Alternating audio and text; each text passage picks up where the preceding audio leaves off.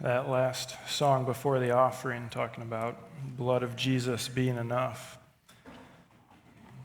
Just striking me, if that's all I had in this life was the blood of Jesus covering me, would I say that's enough? Yeah.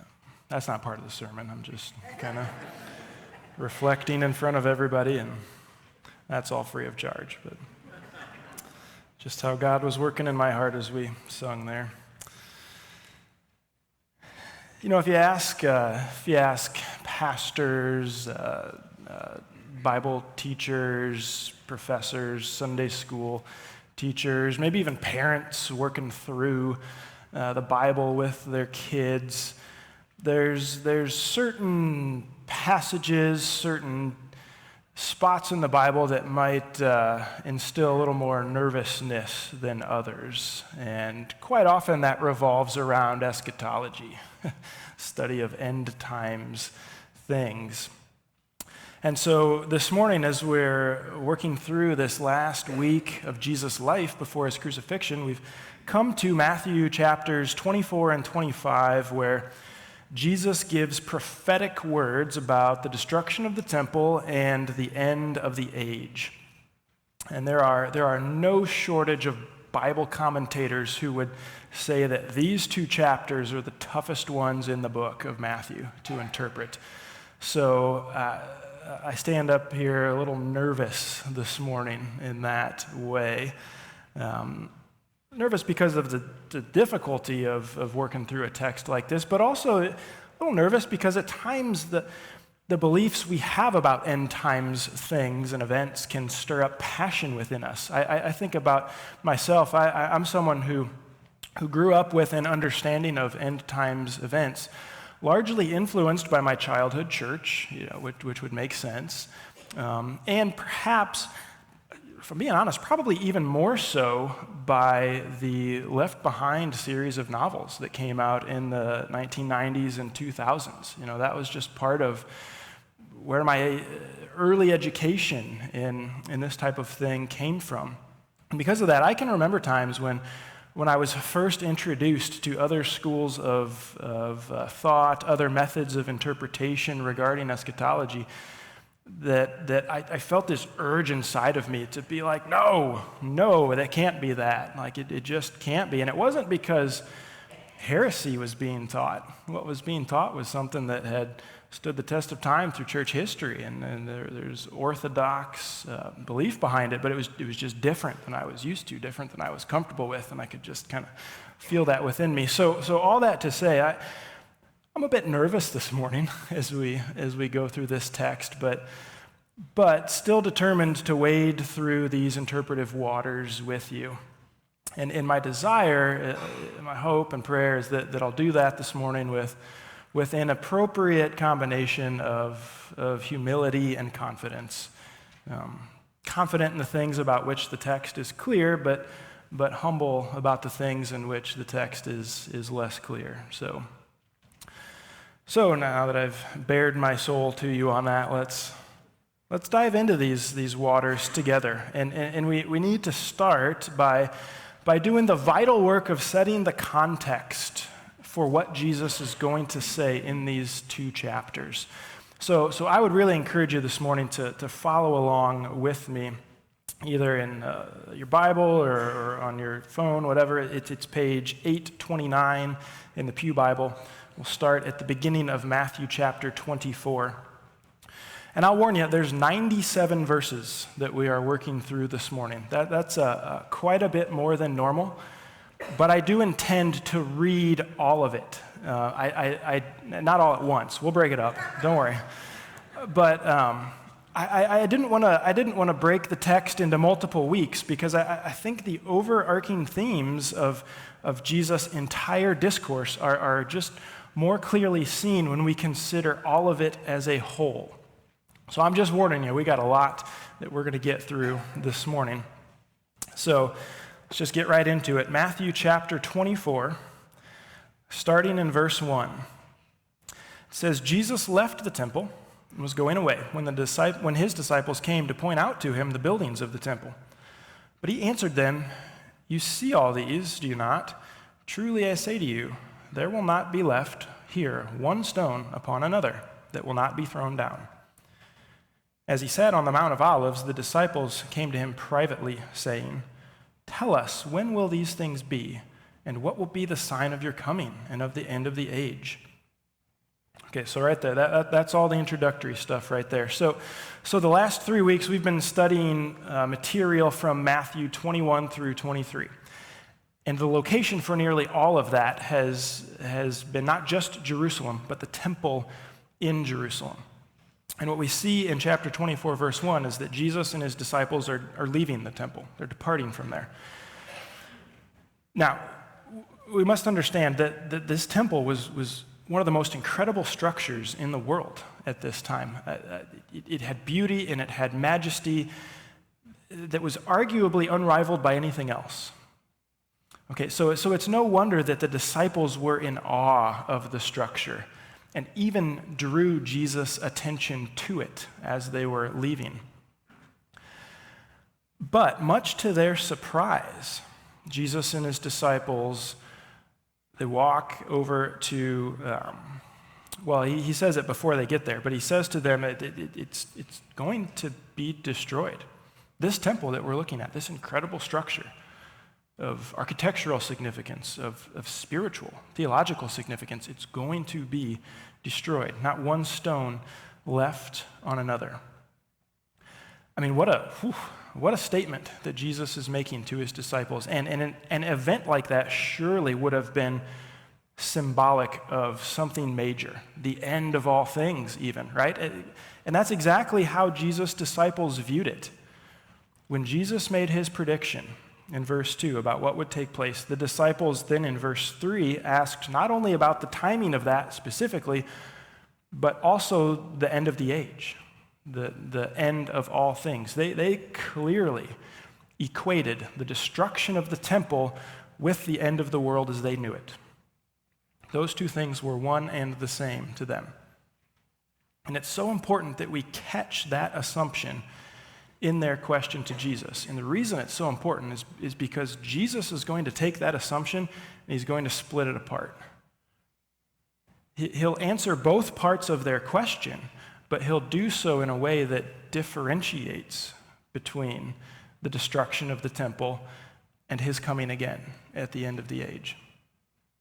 So as we read Jesus' response now, it can be so easy to hear his words through the filter of specific timelines and interpretations that we've studied or come to accept. And I'm not saying we need to just forget all those things. I'm not saying that at all. But we do need to work hard this morning to hear Jesus' words in their original context before we jump forward into interpreting future events. So we need to work hard to remember that question that Jesus is answering as he answers it. So picking it up again in verse 4, Jesus answered them, "See that no one leads you astray. For many will come in my name, saying, 'I'm the Christ,' and they will lead many astray. You will hear of wars and rumors of wars. See that you are not alarmed, for this must take place, but the end is not yet. For nation will rise against nation, kingdom against kingdom. There will be famines and earthquakes in various places. All these are but the beginning of the birth pains. Then they will deliver you up to tribulation and put you to death, and you will be hated by all nations for my name's sake. And then many will fall away and betray one another and hate one another. Many false prophets will arise and lead many astray. And because lawlessness will be increased, the love of many will grow cold. But the one who endures to the end will be saved, and this gospel of the kingdom will be proclaimed throughout the whole world as a testimony to all nations, and then the end will come." So because the disciples were focused upon the destruction of the temple, Jesus began there. He started there, talking about the things that would precede that event. So wars, rumors of wars, famines, earthquakes, persecution from outside the church, persecution from inside the church. All of that was going to come before the temple would be destroyed. Now, we have the benefit of recorded history, and so we know that the temple was completely destroyed by the Roman army in 70 AD, 70. And we also know that these signs, which Jesus foretold around 30 AD, that's about what it is, right, as he speaks, 30, we know that those signs did take place over the next 40 years before the temple fell. And this can include what Jesus said in verse 14 as well, about the gospel being proclaimed throughout the whole world. You might say, well, hold on, Aaron.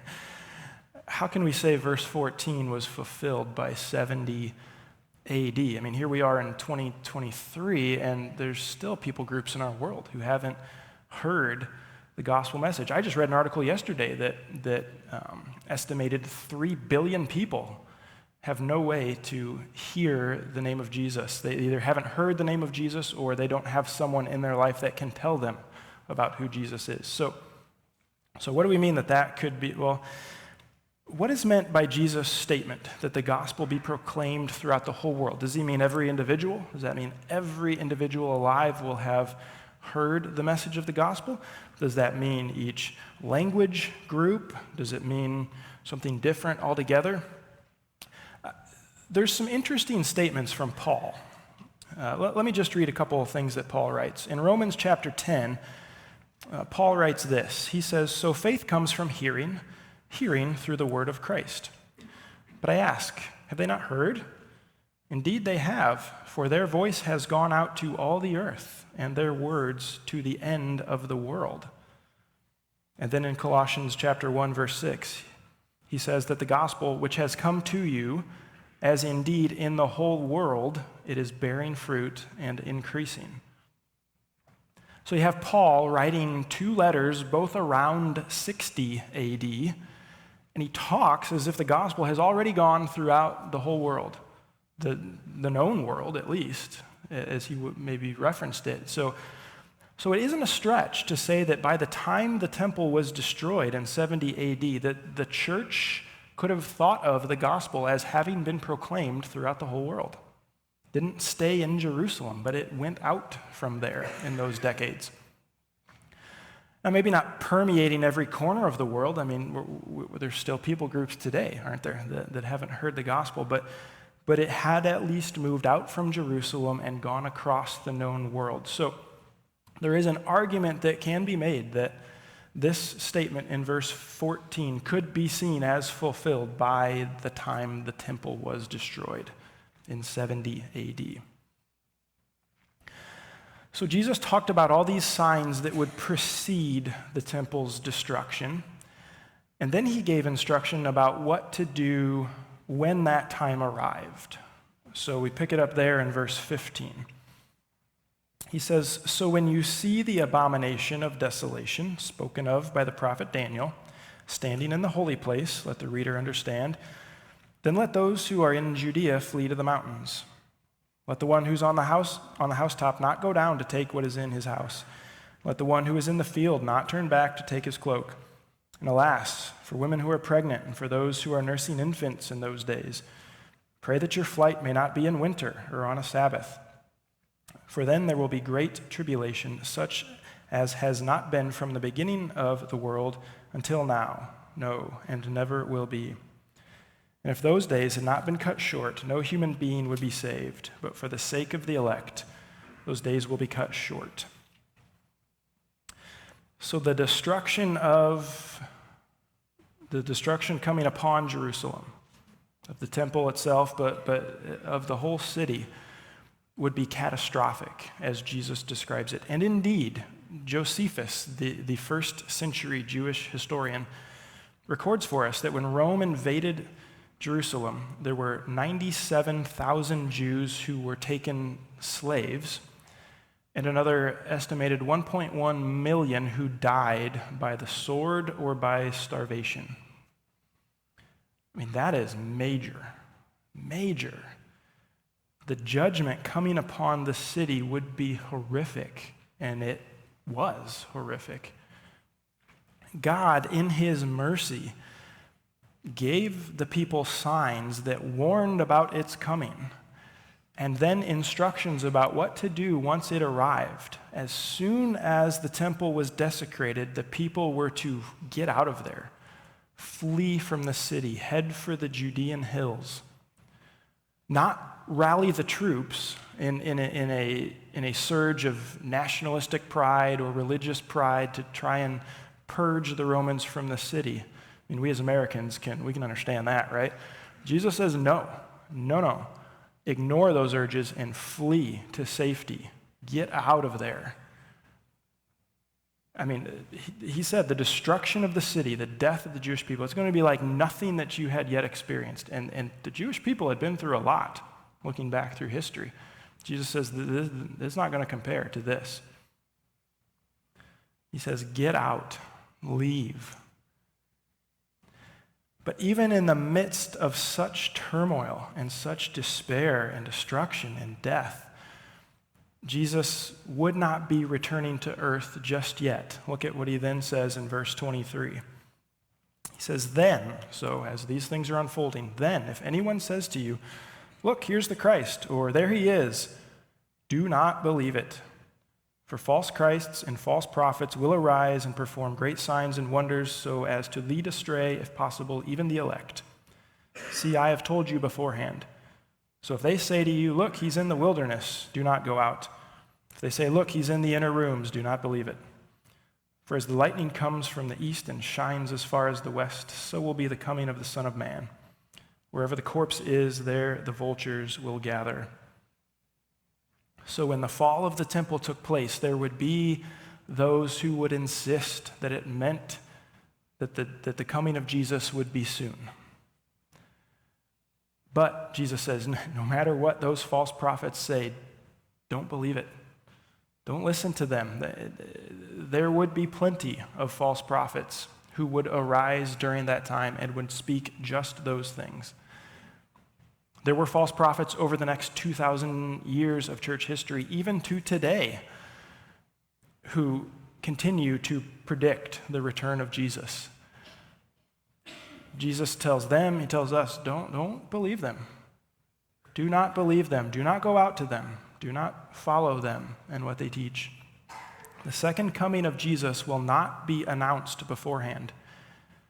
But it will also not be hidden when it occurs. I mean, he says it's going to be like lightning that spreads across the sky from the east to the west. I mean, everybody's going to see that. It'd be like vultures circling above a corpse that you can see from a great distance, and so you know there's something there beneath them. Jesus says it will be visible to all. When Jesus returns, everybody will know. There won't need to be anyone on earth who is announcing it for everyone else. It's going to be visible for everybody. So then he continues, look at verse 29. It says, immediately after the tribulation of those days, the sun will be darkened, the moon will not give its light, the stars will fall from heaven, and the powers of the heavens will be shaken. Then will appear in heaven the signs of the Son of Man, and then all the tribes of the earth will mourn, and they will see the Son of Man coming on the clouds of heaven with power and great glory. And he will send out his angels with a loud trumpet call, and they will gather his elect from the four winds, from one end of heaven to the other. Now, in my opinion, these three verses are the most difficult to interpret in this difficult section as a whole. I think it is likely that Jesus is still speaking about the destruction of the temple in 70 AD when he speaks these words. So he makes reference in these verses to Daniel chapter 7 about the Son of Man coming on the clouds of heaven. And it's interesting that here in verse 30 and in Daniel 7 and in Luke's and Mark's Gospels, which also record this same statement, the Greek word translated as coming isn't the word parousia, which is usually the word used to reference the second coming of Jesus as we think of it. Rather, it's a different Greek word which also has this idea of public vindication. So you think about it, Jesus is predicting all of what's going to take place, the fall of the temple. And when that all happens, there'll surely be a vindication for Jesus, right? I mean, all a person has to do is think back to his words or read his words that were recorded and say, wow, Jesus knew what he was talking about. There's vindication for him in a way. Now, I would say his resurrection was vindication for Jesus as well, but there's a sense that Jesus says, immediately after the tribulation, all these things take place, there's going to be a vindication for him. And then additionally, language about the sun and moon being darkened, that was common Jewish metaphor, talking about significant or even cataclysmic events. So in Isaiah chapter 13, there's an oracle spoken against the city of Babylon, and it contains words about the stars of the heaven and their constellations not giving light. It talks about the sun and the moon not shedding their light. The temple in Jerusalem being burned and destroyed by the Romans would have fit into that type of event. And so it's difficult to know with certainty if Jesus' words here about the sun and the moon are literal or symbolic in that Jewish tradition of talking about those types of events. It's difficult to know for sure. And then one more thing, and this really fascinates me, is that in Luke's gospel, he separates Jesus' statements about the temple destruction and the second coming of Jesus, and he separates them even more than Matthew does. So Luke records Jesus' statements about the temple destruction in chapter 21, and Luke records the statements about Jesus' second coming in chapter 17. And this material, these three verses that we're talking about right now, Luke includes in the section about the destruction of the temple. And so, looking at all of that together, I believe Jesus is still speaking about 70 AD here, the temple destruction, when he makes this statement in these verses. Now, I would also say that it's quite possible, and I think maybe even probable, that we will see another fulfillment of this prophecy at the end of the age. I think that's one of the ways in which God shows his glory, not just through fulfilled prophecy, but through multiple fulfilled prophecy. It's like, it's hard enough to do it once, right? But to see God fulfill past prophecies multiple times is just incredible. And so I really think that while those words applied to 70 AD, I would not be shocked in the least that we're going to see that type of a fulfillment, of these words once again. And we could spend a lot of time right there. And I don't want to speed past it too much, but we've still probably got 60 verses that we need to get through. So if you want further discussion on those three verses or anything else, please, let's connect. Let's do that. Let's set up a time to have more in-depth discussion together. We can definitely do that. I like coffee and I like pie, if that matters. Anyway, I believe Jesus concludes his focus on the temple destruction in these next few verses, verse 32. So he kind of begins to transition here. He says, "From the fig tree learn its lesson. As soon as its branch becomes tender and puts out its leaves, you know that summer is near. So also when you see all these things, you know that he's near at the very gates. Truly I say to you, this generation will not pass away until all these things take place. Heaven and earth will pass away, but my words will not pass away." So again, I think the fact that Jesus told his disciples that these things would all happen in their generation is further clarity that all that he has just spoken about applies to that destruction of the temple in 70 AD. So whether they found it easy to believe or not, that event would come to pass, and there would be many signs preceding it which would prepare them for it. However, the end of the age, the second coming of Jesus, would not be announced by such signs. So look at the shift with me that takes place in verse 36. Jesus says, "But concerning that day and hour no one knows, not even the angels of heaven nor the Son, but the Father only. For as were the days of Noah, so will be the coming of the Son of Man. For as in those days before the flood they were eating and drinking, marrying and giving in marriage until the day when Noah entered the ark, and they were unaware until the flood came and swept them all away, so will be the coming of the Son of Man. Then 2 men will be in the field, one will be taken, the other and one left. 2 women will be grinding at the mill, one will be taken and one left. Therefore stay awake, for you do not know on what day your Lord is coming. But know this, that if the master of the house had known in what part of the night the thief was coming, he would have stayed awake and would not have let his house be broken into. Therefore you also must be ready, for the Son of Man is coming at an hour you do not expect. Who then is the faithful and wise servant whom his master has set over his household to give him their food at the proper time? Blessed is that servant whom his master will find so doing when he comes. Truly I say to you, he will set him over all his possessions.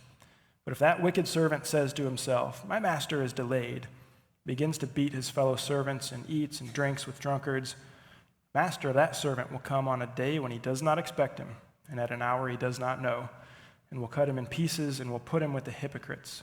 In that place there will be weeping and gnashing of teeth." So do we hear that stark change right in verse 36, right?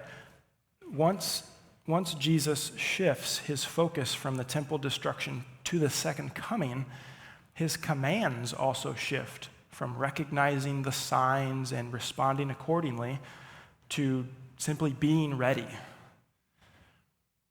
Those outside the ark in Noah's day, the men in the field, the women at the mill, the servant of the house, or the master of the house, the wicked servant, none of them were ready for what just suddenly took place. They were all surprised, caught off guard by it. And that's how it will be at the second coming for those who aren't ready. And, you know, we might hear someone teach that the second coming of Jesus will be preceded by wars and earthquakes and all the things we've talked about already. And statements like, well, things are getting pretty bad, so Jesus must be coming soon are common. But those things really go against what Jesus said on the Mount of Olives that day. He said, "The Son of Man will come in an hour when we do not expect it." So the message is not to interpret the signs and put together a chart with outline, you know, that outlines the return of Jesus and all the events that are going to take place with it. The message is short and simple. Be ready. Be ready, because there will be those who are going to be caught off guard by the second coming. But you, as he says,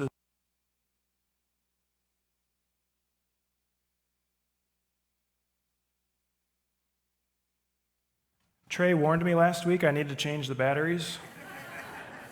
Guess what I did not do? I was not ready for my mic to go dead. So what Jesus said, it's short and simple. Be ready. Be ready. We don't want to be caught off guard.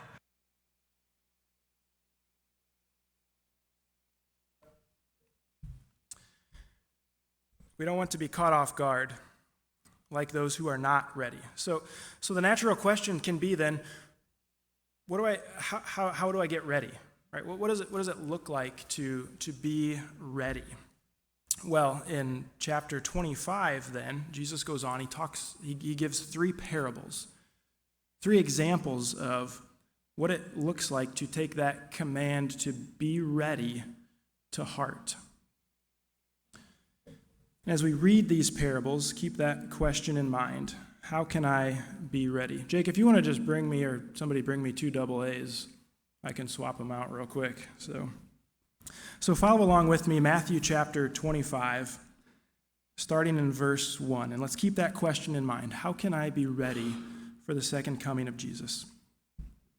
Jesus says, "Then the kingdom of heaven will be like 10 virgins who took their lamps and went to meet the bridegroom. 5 of them were foolish and 5 were wise. For when the foolish took their lamps, they took no oil with them. But the wise took flasks of oil with their lamps. As the bridegroom was delayed, they all became drowsy and slept. But at midnight there was a cry, 'Here is the bridegroom. Come out to meet him.'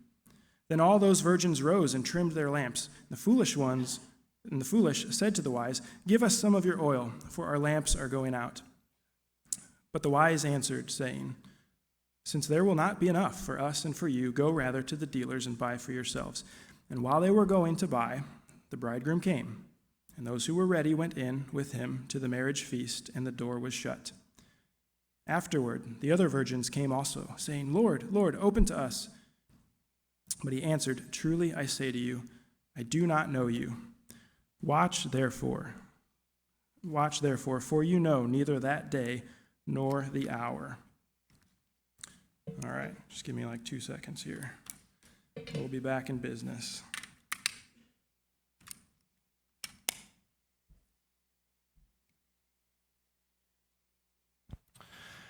Now that parable has been allegorized quite extensively over the centuries, and it's interesting to read the different interpretations, what people say all the different parts of that story stands for. And while I think our imagination gets a good workout doing that, I think it causes us to miss the main point of what Jesus is saying. Again, read in the context of this entire discourse. In this story with 5 wise and 5 foolish virgins, the main point is pretty simple. 5 of the virgins understood that the bridegroom might be a while in coming, and so they had extra oil. They were prepared for his delay, noted by the extra oil. 5 of the virgins assumed that the bridegroom would come quickly, and so they were not prepared for his delay, noted by not having extra oil. So part of what being ready for Jesus' second coming means is that we understand that it could be prolonged. Now that seems counterintuitive, doesn't it? I mean, aren't we always told be ready because it could be any moment? Like it could happen today, it could happen tomorrow, like that. And we'll get to that in the next parable, but we must also function as though there is a span of time that will take place and is taking place in between the destruction of the temple and the second coming of Jesus. Like the 5 wise virgins, we want to be prepared in our waiting. So, and I think this plays itself out in different ways. I think it means that we aren't afraid to take on long-term tasks as disciples of Jesus. Why spend decades evangelizing a remote people group with an undocumented language if Jesus is coming back any day now? Why would I do that? I mean, if I'm convinced Jesus is coming back next week, why would I invest in something like that? Why should I pour into my kids today and parent them with adulthood in mind if Jesus is coming back tomorrow for sure? Right? Why go through the hard work of disciplining myself in areas that prompt spiritual growth if I'm going to meet Jesus before supper tonight? Right? Jesus could return at any moment, and he will return at the moment chosen by God. But rather than kind of foolishly sitting up on my roof day after day, just looking into the sky, wanting to be the first one to see him come, I ought to be living each day, being faithful to him in my waiting. Those 5 foolish virgins missed out on the coming of the bridegroom because they weren't prepared to wait. They just weren't ready. But like the 5 wise virgins, let's be prepared to wait, so that when our bridegroom does come, we will be ready for him. We must be prepared in our waiting. That's part of what it means to be ready for Jesus to return. Another part of what it means is being faithful with what God has given us because he could come back at any moment. So it's being prepared for any prolonging in his delay, but it's also being ready at a moment's notice. So that for this one, we get the second parable, chapter 25, verse 14. Jesus said, "For it'll be like a man going on a journey who called his servants and entrusted to them his property. To one he gave 5 talents, to another 2, and to another 1, to each according to his ability. Then he went away. He who had received the 5 talents went at once and traded with them, and he made 5 talents more. So also he who had the 2 talents made 2 talents more. But he who had received the 1 talent went and dug in the ground and hid his master's money. Now after a long time the master of those servants came and settled accounts with them. And he who had received the 5 talents came forward, bringing 5 talents more, saying, 'Master, you delivered to me 5 talents. Here, I have made 5 talents more.' His master said to him, 'Well done, good and faithful servant. You've been faithful over a little. I will set you over much. Enter into the joy of your master.' And he also, who had the 2 talents, came forward, saying, 'Master, you delivered to me 2 talents. Here, I have made 2 talents more.' His master said to him, 'Well done, good and faithful servant. You've been faithful over a little. I will set you over much. Enter into the joy of your master.' He also, who had received the 1 talent, came forward, saying, 'Master, I knew you to be a hard man, reaping where you did not sow, gathering where you scattered no seed. So I was afraid, and I went and hid your talent in the ground. Here, you have what is yours.' But his master answered him, 'You wicked and slothful servant, you knew that I reap where I have not sown and gather where I scattered no seed. Then you ought to have invested my money with the bankers, and at my coming I should have received what was my own with interest. So take the talent from him and give it to him who has the 10 talents. For everyone who has will be given more, and he will have an abundance. But from the one who has not, even what he has will be taken away. And cast the worthless servant into the outer darkness. In that place there will be weeping and gnashing of teeth.'" Now that's a pretty well-known parable, probably one of Jesus' more famous ones.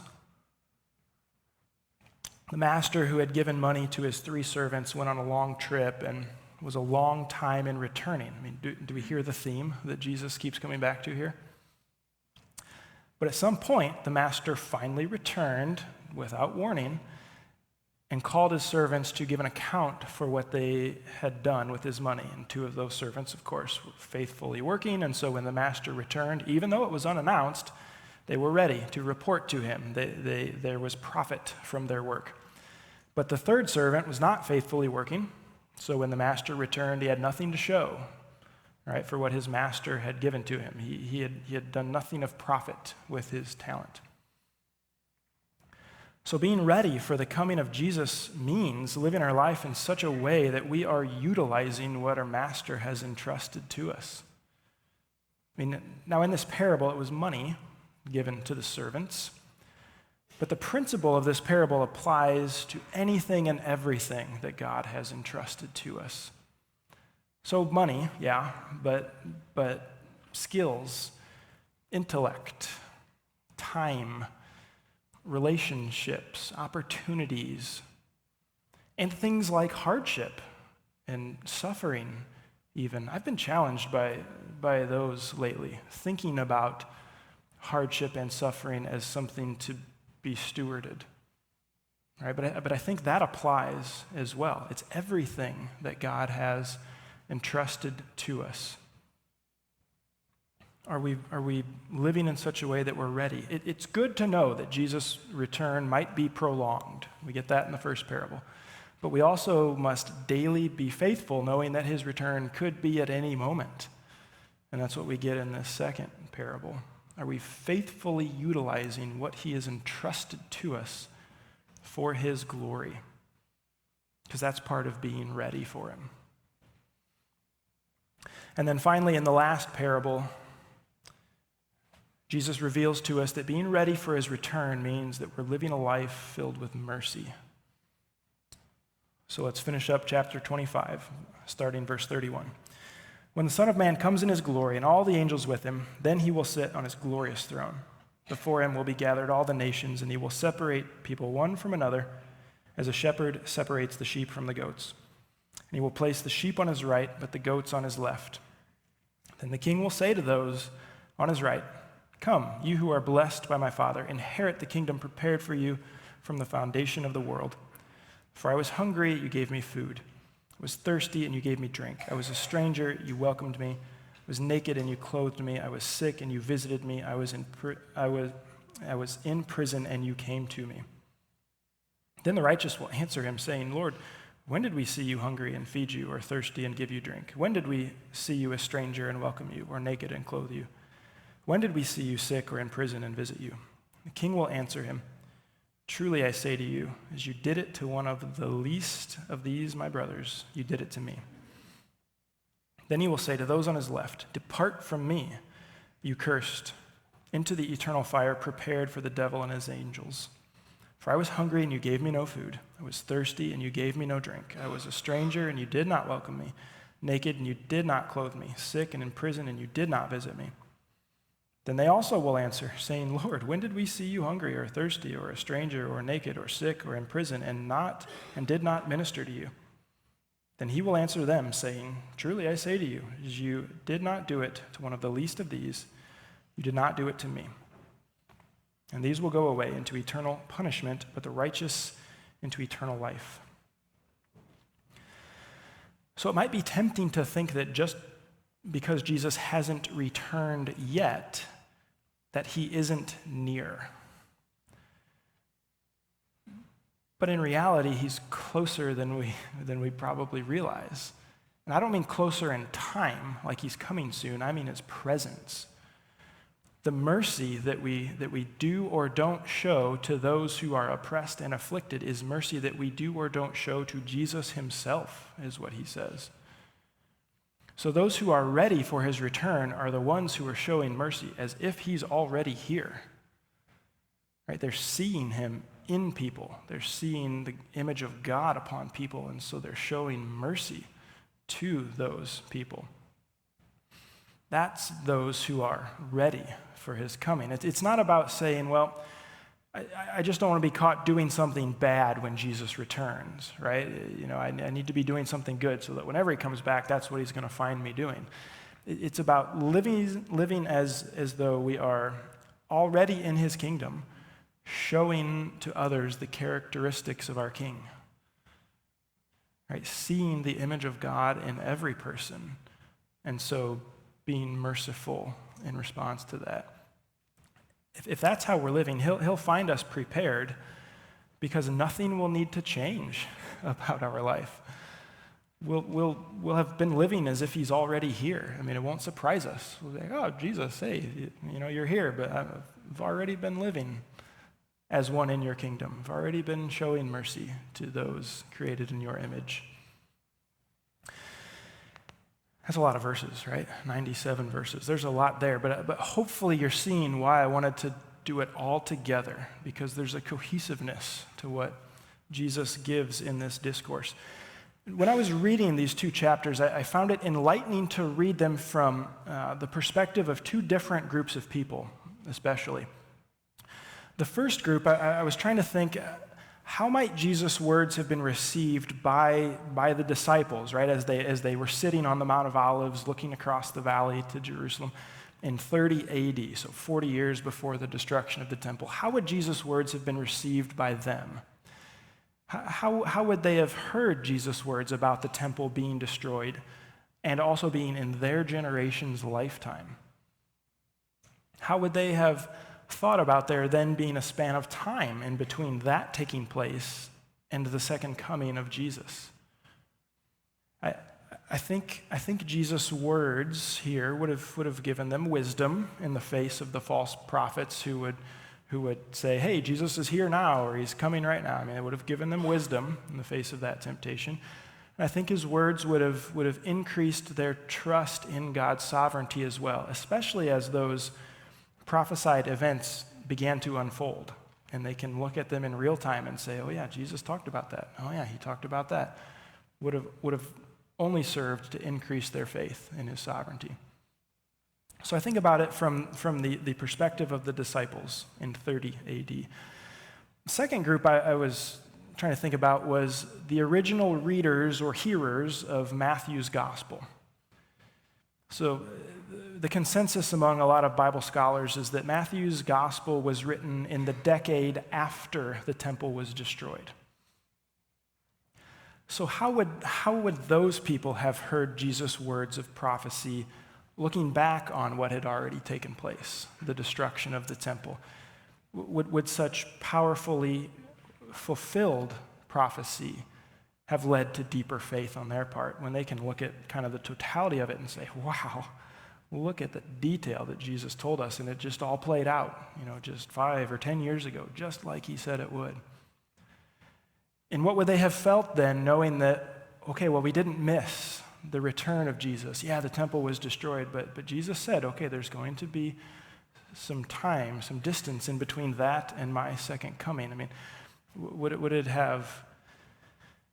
how would they have responded to that? Especially when Jesus says, well, be ready, right? Because now they would have been looking at that and saying, okay, all of this happened. All the things that Jesus said, here's the signs, that all happened. The next thing is, well, I'm coming back, so you just got to be ready.